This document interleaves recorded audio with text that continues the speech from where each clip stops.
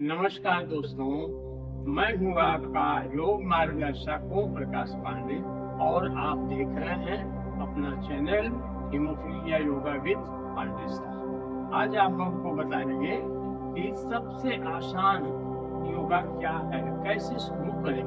अगर आज तक योगा आप नहीं किए, इस बारे में नहीं सोचे, तो आज से ही ये सोच लीजिए कि मुझे योगा करना है। जैसे हम खाना खाते हैं उस तरीके से योगा करना भी बहुत ही जरूरी है स्वास्थ्य के लिए, शरीर के लिए। तो सबसे पहला योग आता है चक्की चालन। चक्की चालन में क्या होता था, पहले माताएं बहनें गांव में गेहूं पीसती थी चक्की से गेहूं पीसने का काम करती थी और स्वस्थ रहती थी। आज क्या हो गया कि मिक्सर से लोग पीसना शुरू कर दिए, चक्की से पीसना शुरू कर दिए और शरीर का उपयोग नहीं हो रहा है, कोई व्यायाम नहीं हो रहा है। उसी बहाने बहुत अच्छा व्यायाम होता था। तो आप तैयार हो जाइए, कैसे पीसते थे माताएं, कैसे पीसती थी और ये कैसे किया जाता है चक्की चालन का अभ्यास। आप हमारे साथ करिए, बैठ के देख कैसे माताएं गेहूं पीसती थी चक्की में। आइए आपको बताते उसी तरीके से अगर आप ये अभ्यास करते हैं चक्की चालन का, तो आपके ये हिप की मांसपेशियां जो है बहुत ज्यादा मांसपेशियां बढ़ जाएंगी और हिप आपका फ्री हो जाएगा, वजन आपका घटेगा और बहुत ही आराम होगा। मांसपेशियां, बांह की मांसपेशियां भी बहुत मजबूत हो जाएंगी, जो हड्डियों को सपोर्ट देंगी। इस तरह से आप करते हैं, दोनों पैरों में आस्था कर लीजिए। एक तरीका ये होता है, जैसे पकड़ लीजिए और इधर से जाइए, इधर से सांस अंदर होगी और फिर बाहर। ऐसे करते हुए ये सांस निकल।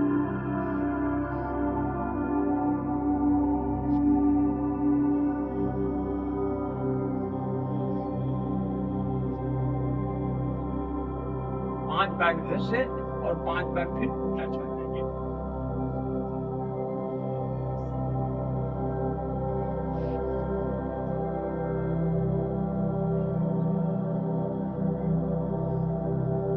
दूसरा तरीका चक्की चालन का यह है, दोनों पैरों को आप मिला लीजिए, मिला के पंजों को पीछे आगे अपनी खींच लीजिए और दोनों उंगलियों को फंसाइए, फंसा के इसे और पंजे के बाहर से हाथ को ले आएंगे 5 बार एक तरफ से, 5 बार दूसरी तरफ से। शुरू करते हैं, 1 2 3 4 5। फिर उल्टी दिशा में चलेंगे, 1 2 3 4 5। इसमें हाथ नहीं मुड़ना चाहिए, पैर नहीं मुड़ना चाहिए और पीछे एकदम कमर नहीं मुड़नी चाहिए, कमर एकदम सीधी होनी चाहिए। फिर से देख लीजिए एक बार, 1 2 3 4 5। इसी तरह से आप उल्टी दिशा में भी 5 बार करेंगे। अगर ऐसे करते हैं शुरू में, तो यहाँ की मांसपेशियां मिलेगी, ये जंघे की मांसपेशियां टाइट होगी और हाथ की मांसपेशियां टाइट होगी, बहुत आराम मिलेगा। चलिए दूसरा आसन, इसको कहते हैं बटरफ्लाई या तितली आसन। बहुत आसान आसन है और बहुत प्रभावशाली आसन है। अगर आप इसे करते हैं लगातार, कभी भी किसी समय किसी अवस्था में बैठे हो, घुटना जिनका नहीं मुड़ता है इस तरह से इसी तरह से करें, जिनका ऐसे करें, जिनका मुड़ जाता है घुटना, पूरे घुटने को ऐसे मोड़ के और पंजे को मिला देंगे। जितना पंजा अंदर आ सके, कमर की हड्डी से ही पंजा जितना नीचे आ सके इतना अंदर करिए पंजे को, और फिर दोनों घुटने को हिलाएंगे आप इस तरह से तितली उठती है वैसे। 1 2 3 4 5 6 7 8 9 10। इस तरीके से एक लय में क्रमबद्ध तरीके से रीढ़ की हड्डी से ही चेहरे पर प्रसन्नता का भाव, आंखें बंद और इसको हिलाएंगे। 1 2 3 4 5। 6 7 8 9 10। इस तरह से आप 2 बार 3 बार सवेरे शाम जब भी मौका मिले, समय मिले, आप करेंगे तो आपको बहुत राहत मिलेगी। इस तरह से बटरफ्लाई का अभ्यास आप रोज दिन में 2 बार 3 बार करें, बहुत बड़ा फायदा होता है इससे। आइए तीसरा आसन फिर हम करते हैं, जिसको कहते हैं जानुसार आसन। जानुसार आसन में दोनों पैर अपने रख दीजिए, बाएं पैर को वहीं छोड़ दीजिए अपने स्थान पर, रीढ़ का तल सीधा, और दाहिने पैर को मोड़ करके आप अपने जमीन के करीब लगाएंगे। इस तरह से आप इस पोजीशन में हो जाइए, जानुसार आसन के पोजीशन में। इससे होगा क्या, ये जो थाई की मांसपेशी को और दोनों हाथ उठाइए ऊपर, उंगलियों को हाथ में मिला लिए, जोड़ लीजिए और इसको पंजे की तरफ ले जाइए और पंजा इससे पकड़िए।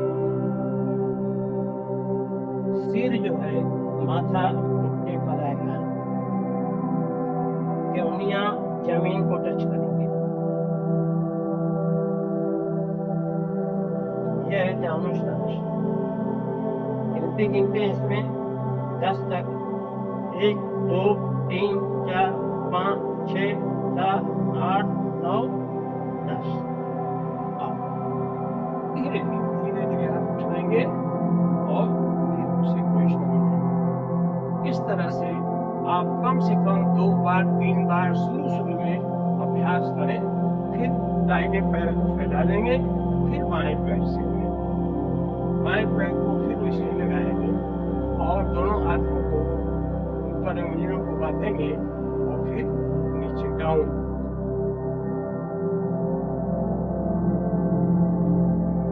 फिर गिनती गिनेंगे 10 तक, 1 2 3 4 5 6 7 8 9 10। इस तरीके से धीरे धीरे आप ऊपर ले जाएंगे और फिर नीचे। अगर यह अभ्यास शुरू में 2 बार करते हैं तो आपको बहुत ही लाभ होगा। चौथा आसन आपको सर्वांगासन करना है। सर्वांगासन में पैरों को फैला लेंगे और लेट जाएंगे। इसके बाद सर्वांगासन दोनों पैरों को ऊपर उठा के करते हैं। आइए देखिए कैसे करते हैं, इसको मैं दिखाता हूँ। ऐसे अगर आप करते हैं सर्वांगासन तो हिप की मांसपेशियां जो है वो कमजोर होगी। चलिए सर्वांगासन के लिए आप सबसे पहले दोनों पैरों को 30 डिग्री को उठाएंगे। 30 डिग्री इस पर गिनते हैं 10 तक, 1 2 3 4 5 6 7 8 9 10। फिर 60 पर 1 2 3 4 5 6 7 8 9 10। फिर 90 पर 90 डिग्री पर दोनों को उठाएंगे बिल्कुल। फिर गिनते इसको 10 बार, 1 2 3 4 5 6 7 8 9 10। अब यहीं से आप सर्वांगासन में जाएंगे।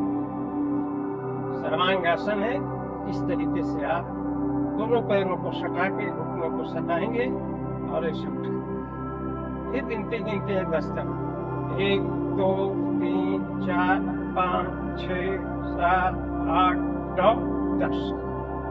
धीरे धीरे पैरों को नीचे करेंगे, गर्दन अपने जगह पर रहेगा, पैर पीछे ले आएंगे, धीरे से पैर पीछे ले आएंगे।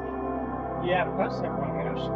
फिर रिलैक्स, बिल्कुल रिलैक्स अपने को महसूस करेंगे। शवासन की तरफ चले जाएंगे, थोड़ा सा आराम, गर्दन एक तरफ, दोनों पैरों में थोड़ा सा फंसना, हाथ या ऊपर।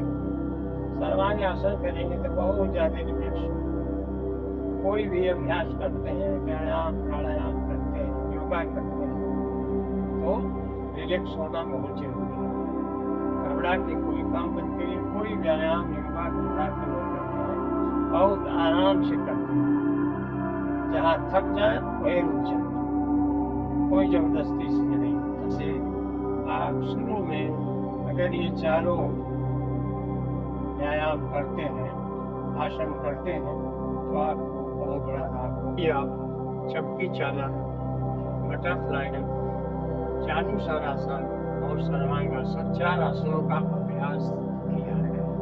उसमें से चक्की चालन आसन अगर आप करते हैं रेगुलर तो बैक की मांसपेशियां और कमर की मांसपेशियां बिल्कुल ठीक हो जाएंगी और हड्डियों को सहारा देगी, हड्डियां मजबूत हो जाएंगी और घुटने में भी आपकी ताकत आएगी। उसके बाद बटरफ्लाई को इस तरह से ये भी पकड़ के हाथ को पंजे को पकड़ के किए तो इसमें क्या हिप ज्वाइंट आपका मजबूत होता है, ये मांसपेशियों का तनाव जो है ये खत्म होता है। और इसके बाद चालूसर आसन जो आप एक पैर मोड़ के एक पैर फैला के ऐसे किए हैं उसमें भी आपको बहुत बड़ा लाभ मिलता है। यहाँ की जो मांसपेशी है, जंघे की मांसपेशी है, उसको बहुत ही आराम मिलता है। इसके बाद सर्वांगासन किए आप, उसको करने से आपके पूरे कमर की दर्द भी बहुत ज़्यादा ठीक रहेगी और 30, 60, 90 का जो आप पैरों को उठा के किए उसको सर्वांगासन करते समय कमर की दर्द को बहुत ठीक है। अगर यह आसन आपको अच्छा लगा हो तो इसे लाइक करिए और अपने channel haemophilia yoga with Pandey sir को सब्सक्राइब करिए और यह बताइए कि कौन सा योगा आपको बहुत अच्छा लगा।